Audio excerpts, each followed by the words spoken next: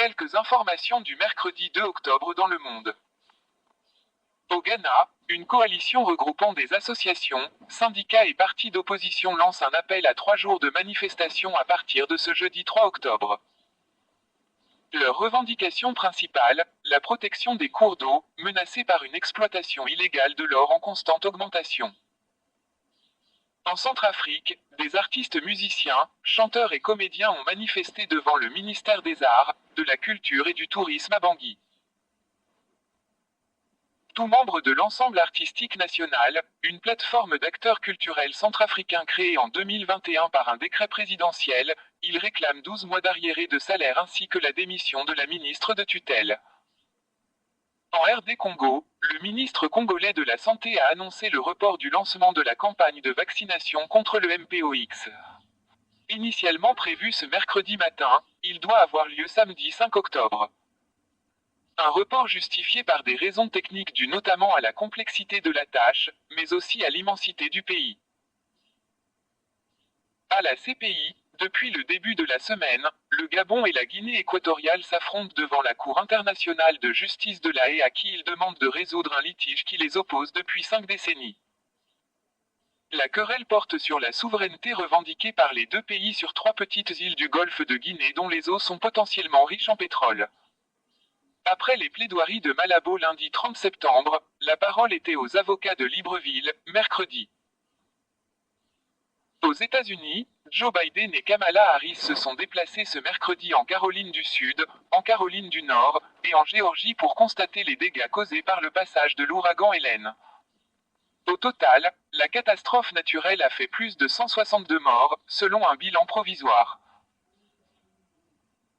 Aux États-Unis, dans un document rendu public mercredi, le procureur spécial en charge de l'enquête sur les tentatives de Donald Trump d'inverser les résultats de 2020 estime que ce dernier a agi, à titre privé en tant que candidat. Ces faits ne seraient donc pas couverts par l'immunité pénale reconnue au président américain cet été par la Cour suprême. La République dominicaine a annoncé mercredi un plan à exécution immédiate d'expulsion de 10 000 Haïtiens sans papier par semaine pour lutter contre l'immigration illégale en provenance du pays voisin avec lequel elle partage l'île d'Hispaniola, dans les Caraïbes. Guerre en Ukraine, c'est une perte qui illustre les difficultés croissantes que rencontre l'armée ukrainienne dans l'est de l'Ukraine face à la Russie. En RD Congo, le Conseil de sécurité des Nations Unies affirme que le groupe rebelle, actif dans l'est du pays, amasserait chaque mois des sommes colossales grâce au contrôle d'une riche zone minière. Au Nigeria, il s'agit de la première visite d'État du président nigérian en France. Les deux pays ont fortement renforcé leurs liens économiques notamment ces dernières années. Guerre Israël-Hezbollah, 5 personnes ont été tuées dans un raid israélien qui a visé dans la nuit de mercredi à jeudi un centre de secouristes du Hezbollah en plein cœur de Beyrouth, selon le ministère de la Santé libanais et une source proche du mouvement islamiste libanais, deuxième frappe visant l'intérieur de la capitale cette semaine. En Birmanie, pays ravagé par une guerre civile depuis le retour au pouvoir d'une junte militaire en 2021, un grand recensement de la population a commencé ce mercredi 2 octobre. Une enquête cruciale pour préparer les élections promises pour 2025, dit l'armée. Les forces pro-démocratie soupçonnent la junte de vouloir traquer les opposants au régime. En Argentine, des centaines de milliers d'Argentins sont descendus dans les rues à travers tout le pays, le 2 octobre.